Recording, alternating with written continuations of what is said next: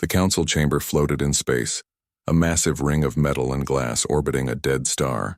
Inside, representatives from 17 different worlds sat around a circular table. Jiwan stood at her station, her insect-like body still and composed. As a Velkari, she had 6 legs and large, multifaceted eyes that could see in ways other species could not.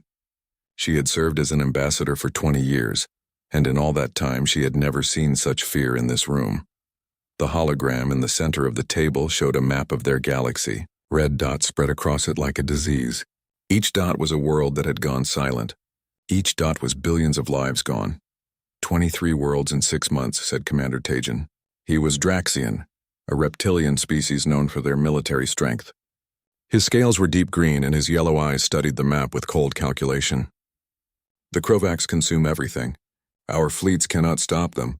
They adapt to our weapons faster than we can deploy them. Jiwan clicked her mandibles together, a sign of deep thought among her people. She had spent her entire career avoiding war, finding peaceful solutions to conflicts. But this was different. The Krovaks were not interested in negotiation. They were a hive mind, billions of creatures all connected to a single consciousness. They did not want territory or resources in the way other species understood those things. They wanted to consume and grow endlessly. We need new weapons, said another delegate, her voice trembling. Our current technology is useless against them. Developing new weapons takes years, Tajin replied flatly. We have weeks, perhaps days, before they reach the core worlds. Before they reach this station, the room fell silent. Everyone knew what that meant. If the Nexus station fell, if the Council itself was destroyed, there would be no coordination between the remaining worlds. They would fall one by one, isolated and helpless. There might be another way. All eyes turned to the back of the chamber. Mirai stepped forward slowly. She was Thalassian, from a water world, and she wore a specialized suit that kept her skin moist. Her large dark eyes blinked slowly as she approached the table. Most of the delegates knew her reputation. She was a scientist who studied ancient civilizations, but many considered her work to be fantasy rather than fact. Dr. Mirai, Jiwan said carefully, please share your thoughts. Mirai moved to the holographic display and manipulated it with practiced gestures. The map changed, showing a different region of space far beyond the Council's territory. A single point began to glow. 12,000 years ago, before any of our civilizations reached the stars, another species traveled the galaxy. They called themselves humans. Most of you believe they are just stories, myths told by ancient cultures, but I have found evidence. Real evidence. Several delegates made sounds of disapproval. Tajin's eyes narrowed. We do not have time for fairy tales, Doctor. This is not a fairy tale, Mirai said firmly. I have spent my life studying the fragments they left behind. Technology we still cannot understand. Weapons that could tear apart planets. The humans fought a war against something they called the Cascade, an enemy that fed on thought itself. They won that war, but the cost was terrible. Their weapons were too dangerous to leave active, so they hid them away. And they hid themselves too. Even if this is true, Jiwan said gently, they have been gone for 12,000 years. They are either dead or so far away that they cannot help us. No, Mirai insisted. They are not dead. They are sleeping. I have found the location of one of their refuges, a place the old texts call Terra's Echo. If we go there, if we wake them, they might help us. The chamber erupted in argument. Some delegates thought the idea was absurd. Others were willing to try anything. Tajin remained silent, his clawed hands folded in front of him. He did not believe in ancient humans, but he understood desperation. Jiwan raised one of her legs, a gesture that called for silence. The room quieted. Dr. Mirai, if we authorize this expedition, what are the chances of success? Mirai met her gaze. I cannot promise we will find them. But I can promise that if we do nothing, we will all die. The Krovaks will not stop until they have consumed everything. The truth of those words hung in the air. Jiwan looked around the table, seeing the fear and hopelessness in every face. They needed hope, even if it was a slim one. Very well, she said. We will send an expedition to these coordinates. Commander Tajin, you will lead it. Take whatever ships and crew you need. Dr. Mirai, you will accompany him to navigate and interpret what you find. Tajin stood, his expression unreadable. And if we find nothing? If this Terra's Echo is just empty space? Then we will have our answer, Jiwan replied. And we will face the end knowing we tried everything. 3 days later, Tajan stood on the bridge of his flagship, the Crimson Talon. 5 other heavy cruisers accompanied him, along with support vessels carrying supplies and scientific equipment.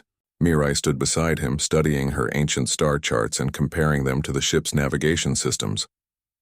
Jiwan had insisted on coming too. As an ambassador, she argued that if they did find humans, they would need someone skilled in first contact.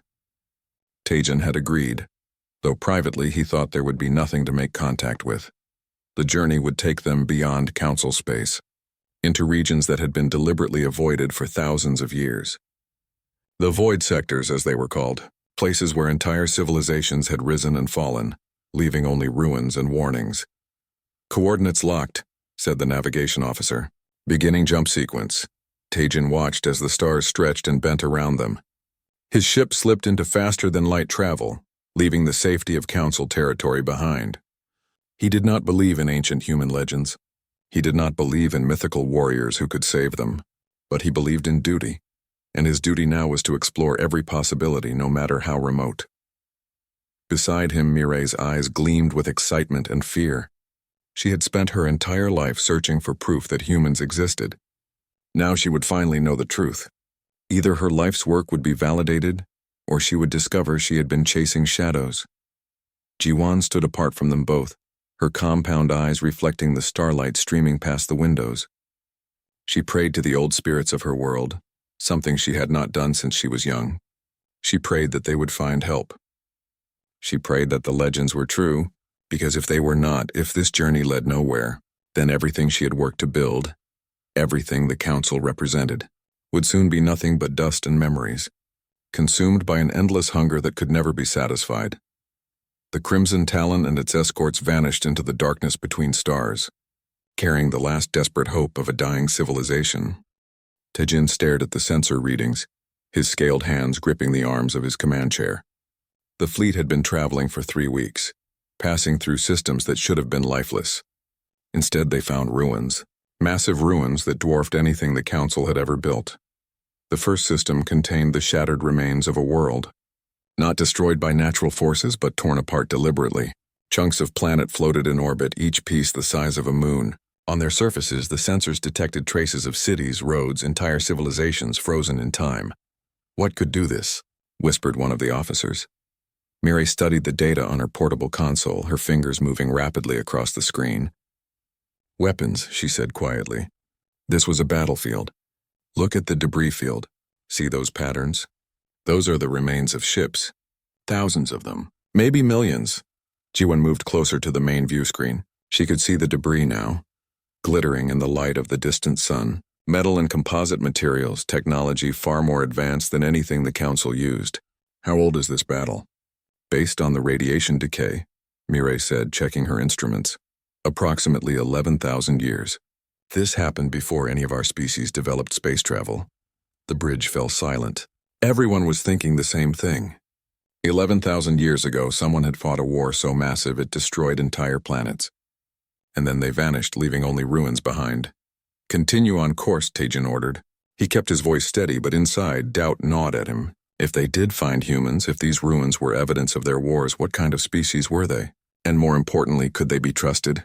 They passed through 2 more systems, each one showing similar devastation. Shattered worlds, debris fields that stretched for light years, structures that must have been space stations now torn apart and drifting. Whatever war had been fought here, it had been total. On the 4th week, they reached the coordinates Mirai had provided. The system appeared empty on long-range sensors. No planets, no stations, nothing but a cloud of gas and dust. "Are you certain this is correct?" Tajan asked, trying to keep the frustration from his voice. Mirai rechecked her calculations for the 100th time. "Yes, this is exactly where the ancient text said it would be. Terra's Echo, the last refuge. There is nothing here," said the sensor officer. "Just a nebula." "Wait," Jiwan said suddenly. Her compound eyes were excellent at detecting patterns. "That nebula is too uniform, too perfect. Natural gas clouds are chaotic, but this one has structure." Tajan leaned forward. "Are you suggesting it is artificial?" "Scan it," Mirai said urgently. "Full spectrum. Look for energy signatures hidden in the gas." The sensor officer complied. For several minutes, the only sound on the bridge was the soft hum of the ship's systems. Then the sensors chimed and a new image appeared on the screen. Behind the artificial nebula, hidden from casual observation, was a structure so massive it defied comprehension. A ring, thousands of kilometers in diameter, orbiting a black hole.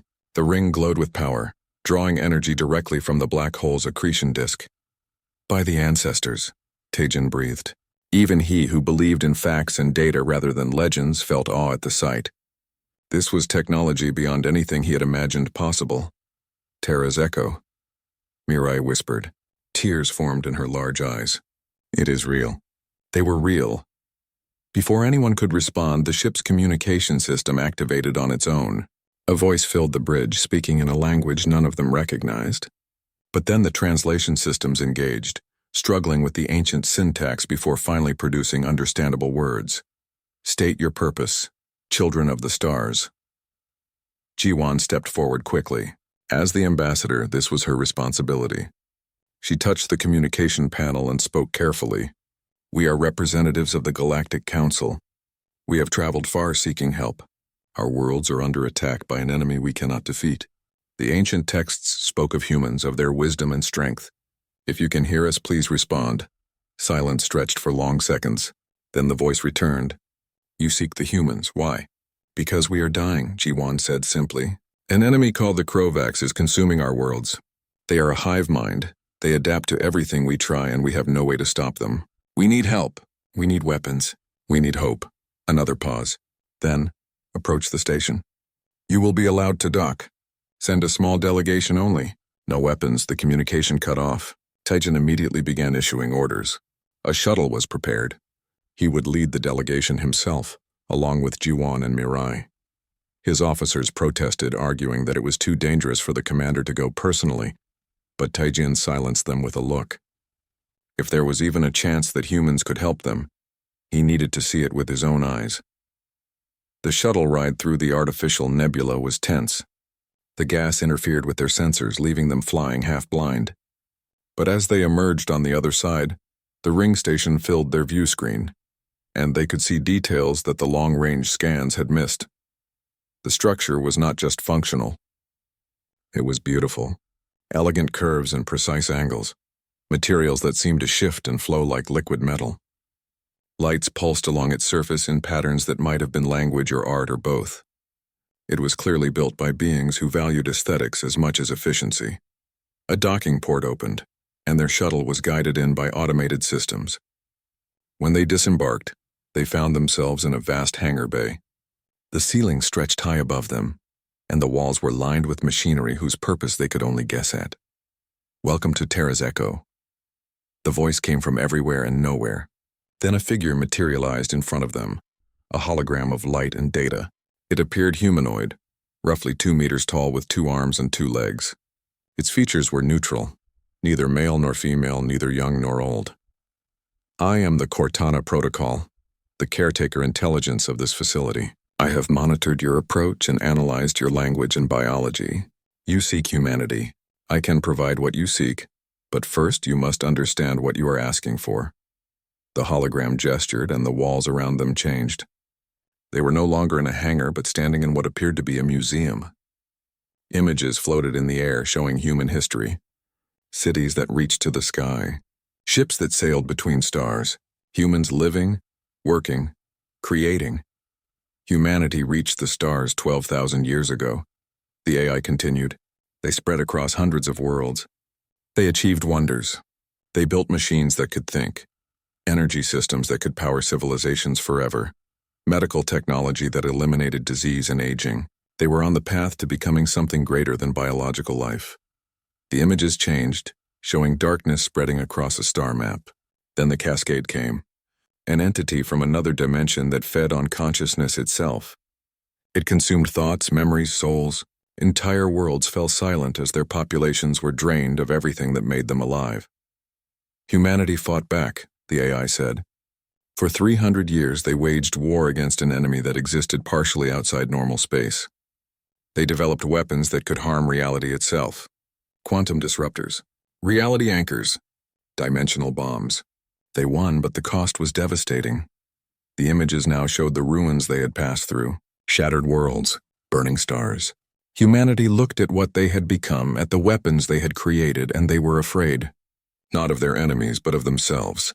They had the power to reshape reality, to destroy universes, to become gods, and they chose not to. Ji-won felt her breath catch. She understood now. Humanity had not been defeated. They had not fled. They had walked away from ultimate power because they feared what it would make them. They built places like this, the AI continued, refuges where they could sleep and wait. They left behind guardians, automated systems to watch the galaxy. If another threat arose that could not be stopped by conventional means, the guardians would wake them. And now, after 12,000 years, that threat has come. The Krovaks have triggered the awakening protocols. Humanity is waking up, and they are bringing their weapons with them. The awakening chamber was a cathedral of technology.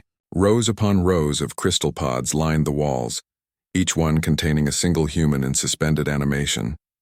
Soft blue light pulsed through the crystals and the air hummed with energy.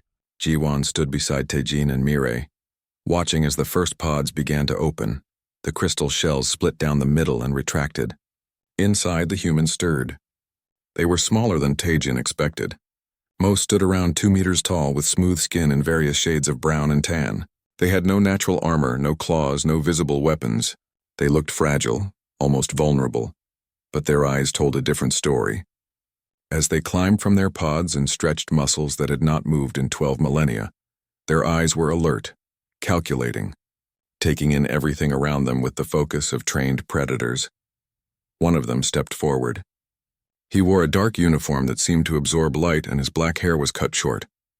His face was calm, almost relaxed, but his dark eyes missed nothing. He looked at the 3 delegates and spoke in the ancient human language. The translation system in their suits rendered it into words they could understand. I am Fleet Admiral Hyunwoo.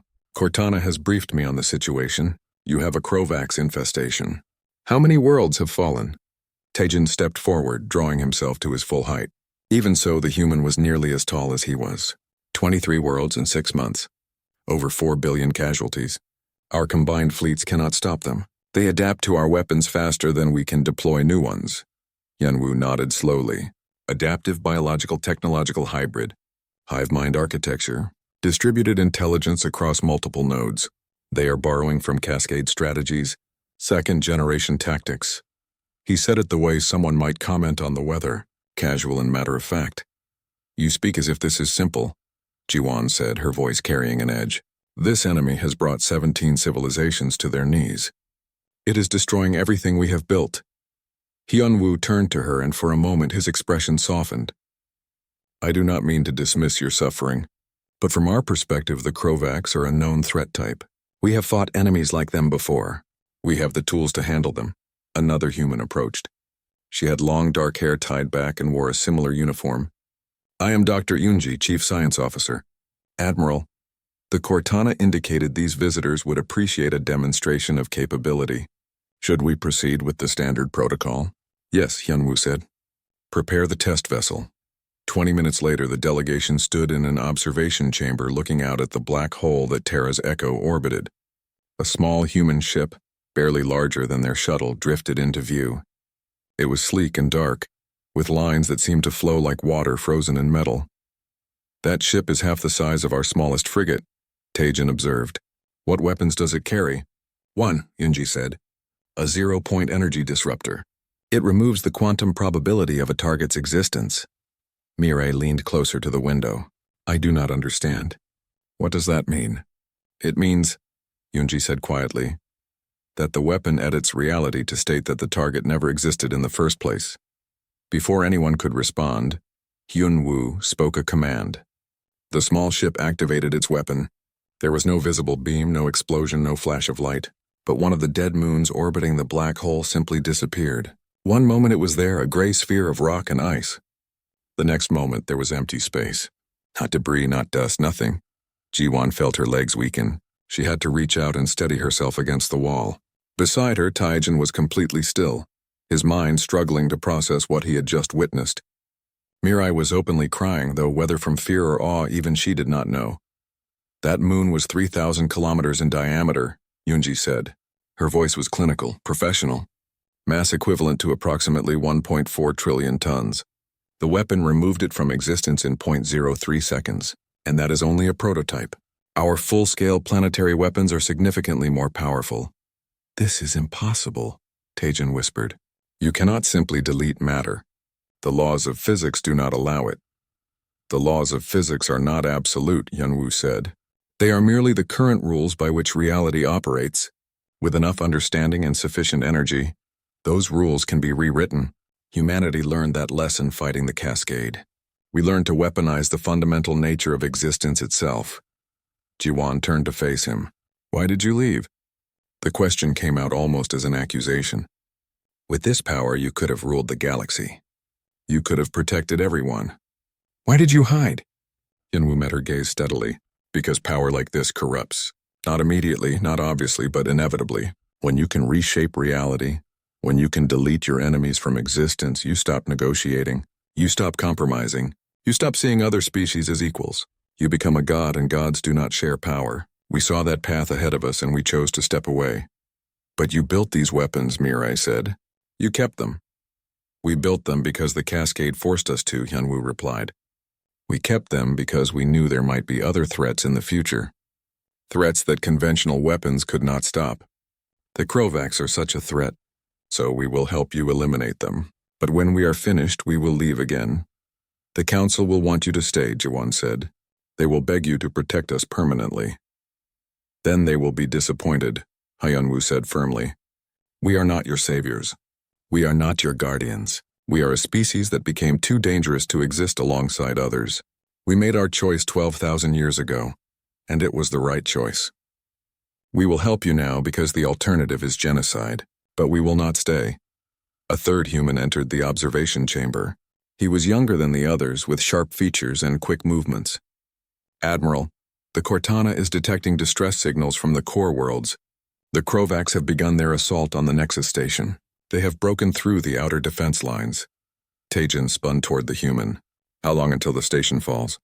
At their current rate of advance, approximately 48 hours, the human replied. Captain Minsok, Special Operations. Admiral, should I prepare the strike force? Hyunwoo nodded. Wake the rest of the military complement. Deploy 12 vessels. We will demonstrate the proper way to handle a hive mind infestation. 12 ships? Teijin could not hide his disbelief. The Krovaks have thousands. My fleet alone had 300 vessels and we were destroyed. You were fighting them the wrong way, Minsuk said. You engaged in direct combat, trying to overpower them with superior numbers and firepower. But the Krovaks adapt. The more conventional force you use, the faster they evolve countermeasures. We will not fight them that way. Then how will you fight them? Jiwan asked. Hyunwoo smiled, and it was not a pleasant expression. We will cut off their queen nodes, blind their collective consciousness, disrupt their communication networks. Then we will introduce weapons they cannot adapt to because they operate outside the parameters of normal physics. The Krovaks are formidable, but they are still bound by the rules of conventional reality. We stopped being bound by those rules a very long time ago. He turned to the delegates. Return to your people. Tell them help is coming. Tell them that humanity has returned, not as conquerors but as allies. We will eliminate this threat, and then as we promised, we will leave you to forge your own destiny. The galaxy belongs to you now. We are just passing through. As Jiwan, Teijin, and Mirai returned to their shuttle, none of them spoke. They had come seeking weapons and warriors. They had found something far more terrifying. They had found a species that had mastered reality itself, and then chose to walk away from that power. And now that species was about to remind the galaxy why they had become legends in the first place. The Nexus station burned. Fires raged across 3 of its outer rings, and the screams of dying crew members echoed through the communication channels. The Krovak swarm surrounded the station like a living cloud, thousands of ships firing endlessly, tearing through shields and armor with terrifying efficiency. On the bridge of the Crimson Talon, Teijin watched the battle unfold with cold fury. His ship was positioned at the last defensive line, along with what remained of the Council fleet. 200 ships, all that was left of the mighty armada that had once numbered in the thousands. All weapons, concentrate fire on the lead cluster, he commanded. His crew obeyed instantly, and beams of energy lanced out toward the Krovaks' vessels. They struck home, and several enemy ships exploded. But even as they died, the wreckage was being absorbed by other ships, recycled into new material, new weapons, new adaptations. "Sir, the humans," his sensor officer called out. "I am detecting 12 contacts approaching fast from outside the system." Tajan felt his pulse quicken. 12 ships. That was all humanity had sent. He wanted to rage at the insult, to demand where the rest of their fleet was. But he had seen what their weapons could do. He had watched a moon cease to exist. If they said 12 ships were enough, perhaps they were right. The human vessels appeared on his view screen. They were small, sleek, and black as the void between stars. They moved with impossible grace, weaving through the battle space like dancers. The Krovax noticed them immediately and diverted hundreds of ships to intercept. What happened next defied everything Tajan knew about space combat. The human ships did not engage the Krovax in direct combat. Instead, they released clouds of something that Tajan's sensors could barely detect. Nanomachines, trillions of them, spreading through the battle space like an invisible fog. When the Krovax ships entered the clouds, they began to malfunction. "Their neural networks are disrupted," his sensor officer reported, disbelief in his voice. "The Krovax ships are losing coordination. They are firing on each other." Tajan leaned forward, watching as entire sections of the Krovax swarm descended into chaos. Ships that had moved with perfect synchronization now drifted aimlessly or attacked their own allies. The hive mind was being severed piece by piece, but that was only the beginning. The human ships launched weapons unlike anything the Council had ever developed. They appeared as pulses of twisted space-time, visible only because they bent light around them. When these pulses struck Krovax vessels, the ships did not explode. They simply collapsed inward, folding into impossible geometries before vanishing entirely. "Phase torpedoes," came Admiral Hyunwoo's voice over the communication channel. "They pass through normal matter without interacting, then trigger molecular collapse from inside the target. The Krovax cannot adapt to them because they do not operate in normal spacetime." Ji-won stood beside Tajan on the bridge. She had returned with him to witness whatever came next. Now she watched in horrified awe as humanity demonstrated warfare on a level that seemed more like magic than technology. "They are not just fighting," she whispered. "They are dissecting. Like a surgeon removing a disease." She was right. The human ships moved with absolute precision, targeting specific Krovax vessels while leaving others untouched. They were not trying to destroy the entire swarm. They were hunting for something specific. "Queen nodes," Hyunwoo explained. "The Krovax operate through a distributed network, but there are central command vessels that coordinate large sections of the swarm. We have identified 17 of them in this battle group. We are eliminating them now." As if to demonstrate, one of the human ships accelerated toward a massive Krovax vessel at the center of the swarm. The enemy ship was 10 times larger than any other, covered in organic technology that pulsed with sickly light. Thousands of smaller Krovax ships moved to defend it, but they were too slow. The human ship deployed a weapon that appeared as a sphere of absolute darkness. It touched the Queen vessel, and the ship did not explode or collapse. It simply stopped. All of its lights went out. All of its weapons fell silent. It hung in space, dead and inert. "Silence bomb," Hyunwoo said. "It emits a frequency that severs the neural connection to the hive mind permanently. The Queen is now isolated, unable to communicate with or control any part of the swarm. It is effectively brain dead." Around the dead Queen, thousands of Krovax vessels went dark. Cut off from the hive mind, they drifted helplessly, their adaptive systems unable to function without central coordination. The battle, which had raged for hours and seemed hopeless minutes ago, was effectively over in less than 20 minutes. The human ships methodically eliminated the remaining Queen nodes, and with each one destroyed, entire sections of the Krovax swarm went silent. Tajan sat back in his command chair, his mind struggling to process what he had witnessed. His entire military education, every tactical manual he had studied, every simulation he had run was obsolete. Humanity did not fight battles. They engineered outcomes with surgical precision. "All Council vessels cease fire," he ordered. There was no point in wasting ammunition on an enemy that was already defeated. Hyunwoo's face appeared on the view screen. "The immediate threat to Nexus Station has been neutralized. We are detecting 17 additional Queen vessels in occupied territories. We will deploy strike teams to eliminate them. Captain Minseok will lead ground operations to free assimilated populations." "Ground operations?" Tajan asked. "You have soldiers?" 200 now awake and equipped, Hyunwoo confirmed. The Krovaks have taken millions of your people and integrated them into the hive. We have weapons that can sever that connection without killing the host. It is delicate work, but we have experience with this type of liberation from our wars against the Cascade. Over the next 3 weeks, humanity waged a campaign unlike anything the galaxy had witnessed. Their ships struck simultaneously at all 17 Queen vessels, coordinating across light years with perfect precision. Their soldiers deployed to occupied worlds, using devices that emitted specific frequencies to free assimilated victims. Jiwon accompanied Captain Min-seok on one such mission. She watched as human soldiers moved through a Krovax-controlled city, their black armor making them nearly invisible in the shadows. They carried weapons, but they rarely used them.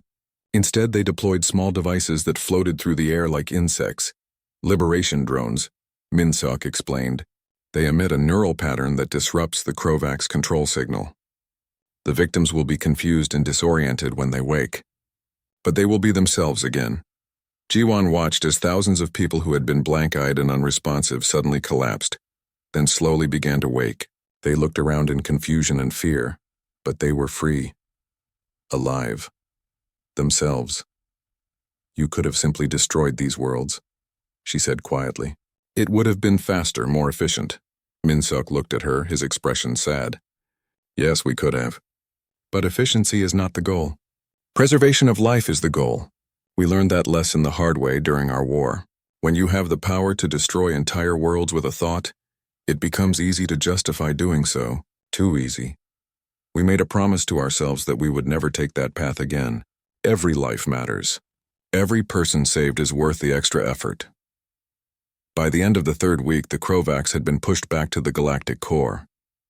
The remaining queens, realizing they could not adapt fast enough to humanity's weapons, retreated into the event horizon of the supermassive black hole at the galaxy's center. They chose exile over extinction, disappearing into a place where nothing could follow. The war was over, but the galaxy it left behind was forever changed. 37 worlds had been consumed before humanity intervened. 4 billion lives had been lost. 3 entire species had been driven to extinction. The survivors would carry the scars of this war for generations. On the Nexus station, now being repaired by Council engineers with assistance from human technology, the Galactic Council convened to honor their saviors. Every surviving species sent representatives. The chamber was packed, and the air was filled with a mixture of gratitude, awe, and fear. Admiral Hyunwoo stood before them, flanked by Dr. Yoonji and Captain Min-seok. He listened as speaker after speaker praised humanity, offered them permanent positions on the council, proposed joint military commands, begged them to stay and protect the galaxy permanently. When the speeches finally ended, Hyunwoo stepped forward. The chamber fell completely silent. We appreciate your gratitude, he said, his voice calm and measured. But we must decline your offers. We came to help you eliminate a threat that you could not face alone. We have done that. Now we must return to our sleep. The chamber erupted in protest, but Hyunwoo raised his hand and silence fell again. We know what you are thinking. You are thinking that with our power, we could protect you from any threat. You are thinking that the galaxy would be safer with us watching over it. But that is exactly why we must leave. Because protection becomes control, control becomes dominance, and dominance becomes tyranny. We have walked that path before. We refuse to walk it again. The next 6 months passed in a strange mixture of rebuilding and learning. Humanity did not leave immediately after the battle ended. They stayed to help, but they were careful about what they shared. Dr. Yoonji worked with council scientists, teaching them how to detect hive mind networks before they could spread. She showed them how to build quantum sensors that could identify reality-bending threats like the Cascade or future Krovax incursions. But when researchers asked for the blueprints to reality deletion weapons or dimensional bombs, she politely but firmly refused. Some knowledge is too dangerous to share, she explained to a frustrated Velkari scientist, not because we do not trust you, but because the temptation to use such weapons is too great. We barely resisted that temptation ourselves. We will not burden you with the same struggle. In the medical facilities, human doctors worked alongside council physicians to treat victims of Krovax assimilation. The neural damage was severe and many would need years of therapy to fully recover. But the humans had technologies that could accelerate healing, repair damaged brain tissue, and restore lost memories. They shared these medical advances freely. Healing is different from harming, Dr. Yunji said when asked why they would share medical technology, but not weapons. Knowledge that saves lives should be available to all. Knowledge that takes lives should be guarded carefully. Mirai spent every available moment with the humans, recording their history, their culture, their philosophy. She was writing what would become the definitive history of humanity, a work that would be studied for thousands of years. Admiral Hyunwoo gave her access to carefully curated archives, showing her the rise of human civilization, their expansion to the stars, their war with the Cascade, and their ultimate decision to withdraw from the galaxy. "Why did you really leave?" she asked him one day as they sat in Terra's Echo observation deck, watching the black hole's accretion disk spin in mesmerizing patterns. Hyunwoo was quiet for a long moment. "Because we were becoming monsters," he finally said. "Not in appearance, but in thought. When you can delete entire worlds from existence, when you can rewrite the laws of physics, when you can make reality obey your will, you stop seeing other beings as equals. They become variables to be managed, problems to be solved, obstacles to be removed. We saw that corruption beginning in ourselves and we were terrified of what we were becoming. But you came back," Mirai pointed out. "You used those weapons again." "Yes," Hyunwoo agreed.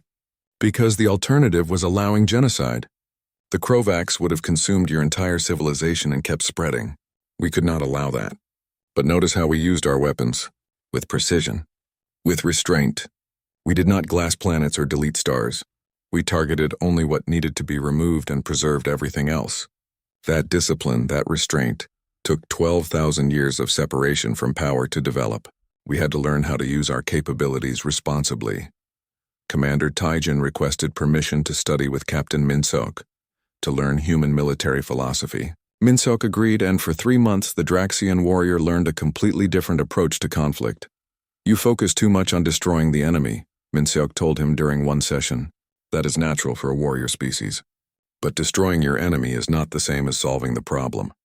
The Krovaks existed because conditions in this galaxy allowed them to emerge and spread. If you only focus on killing them, another threat will eventually take their place. What should we focus on instead?" Taijin asked. "Building a galaxy where such threats cannot easily take root," Minseok replied. "Improve your detection system so you catch problems early. Develop countermeasures and defenses rather than just bigger weapons. Most importantly, maintain strong connections between your civilizations so you can respond to threats collectively, rather than waiting until they become overwhelming." Taijin absorbed these lessons, and they changed him. He returned to the council with proposals for a new military doctrine, one focused on early detection, rapid response, and minimal necessary force. Many of his fellow warriors resisted at first, but after seeing what humanity had accomplished with precision rather than overwhelming power, they began to listen. Jiwan spent her time negotiating with various species, helping to rebuild diplomatic relationships that had been strained during the war. She also spent hours in conversation with Admiral Hyunwoo, discussing philosophy and governance. "Your council is fragile," Hyunwoo observed one day. "Too much bureaucracy, too many competing interests. You nearly fell apart during the crisis." "Yes," Jiwan admitted. "Do you have suggestions for improvement?" "Establish clearer chains of authority during emergencies. Create rapid response protocols that bypass normal procedures when necessary.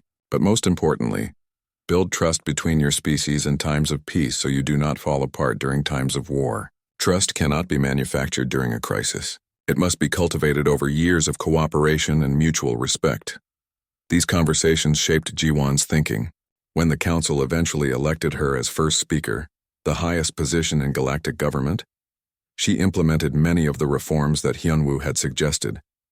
Not all at once, but gradually, building consensus and trust among the member species. Finally, the day came when humanity announced they would return to stasis. They had shared what they could, taught what they felt safe teaching, and helped rebuild what the Krovaks had destroyed. Now it was time to leave. Thousands gathered at Nexus Station to witness the departure. Representatives from every surviving species came to say goodbye. Many begged humanity to reconsider, to stay and guide them. But the humans remained firm in their decision.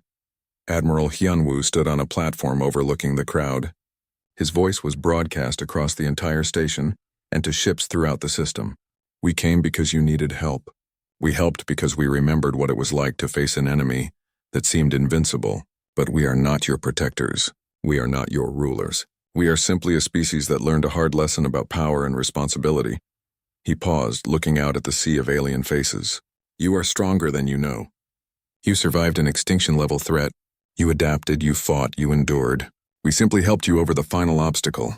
Everything else you did yourselves. Remember that. Remember that you have the strength to protect yourselves. You do not need gods or guardians. You need wisdom, cooperation, and the courage to face challenges together. Terra's Echo will remain active, he continued. Its automated systems will watch over the galaxy. If another threat emerges that you truly cannot handle alone, we will wake again. But we trust that day will never come. We trust that you will build a civilization strong enough, wise enough, and united enough to face whatever challenges arise. Remember us not as saviors, but as a reminder. Power without wisdom leads to destruction. Choose wisdom. Always choose wisdom. With that, Admiral Hyunwoo, Dr. Yoonji, Captain Minsuk, and the rest of humanity boarded their ships and left Nexus Station. They returned to Terra's Echo, to their crystal chambers, to their long sleep. The galaxy watched as the ring station activated its cloaking systems, disappearing behind its artificial nebula once more. Ji-won stood at the observation window of the station, watching until the last trace of the human ships vanished. Beside her stood Taejin and Mirai. None of them spoke for a long time. Do you think they will ever return? Mirai finally asked. I hope not, Ji-won said quietly. Not because I do not appreciate what they did for us, but because if they return, it will mean we have failed. It will mean we faced something we could not handle ourselves. I would rather we prove them right. I would rather we prove that we are strong enough, wise enough to protect our own galaxy. We will be, Taejin said with conviction. They taught us how. Now we must prove we learned the lessons. 10 years passed. The galaxy changed. The Galactic Council reformed itself, becoming more efficient and more united. Early warning systems were deployed throughout Council space, capable of detecting hive mind networks and reality distortion events. Military forces were reorganized around rapid response and precision, rather than overwhelming firepower. Mirai established the Institute of Ancient Civilizations, dedicated to studying lost species and their lessons. Above its entrance, carved in stone, were the words Admiral Hyunwoo had spoken at his departure. Power without wisdom leads to destruction. Choose wisdom. Taejin became Supreme Commander of the Council Defense Forces, implementing the principles Min Seok had taught him. Under his leadership, the military became less focused on conquest and more focused on protection. They intervened in conflicts as peacekeepers rather than conquerors. Ji-won, as first speaker, guided the council through decades of peace and prosperity. She built relationships between species that had been enemies, fostered cooperation where there had been competition, and slowly transformed the council from a loose alliance into a true galactic community. And far beyond the borders of council space, Terra's Echo continued its silent vigil. Its sensors watched. Its AI analyzed. Its sleeping inhabitants dreamed of the galaxy they had left behind, confident that their children, the younger species they had helped save, would forge their own destiny. Occasionally, deep space explorers reported brief sensor contacts near the hidden station,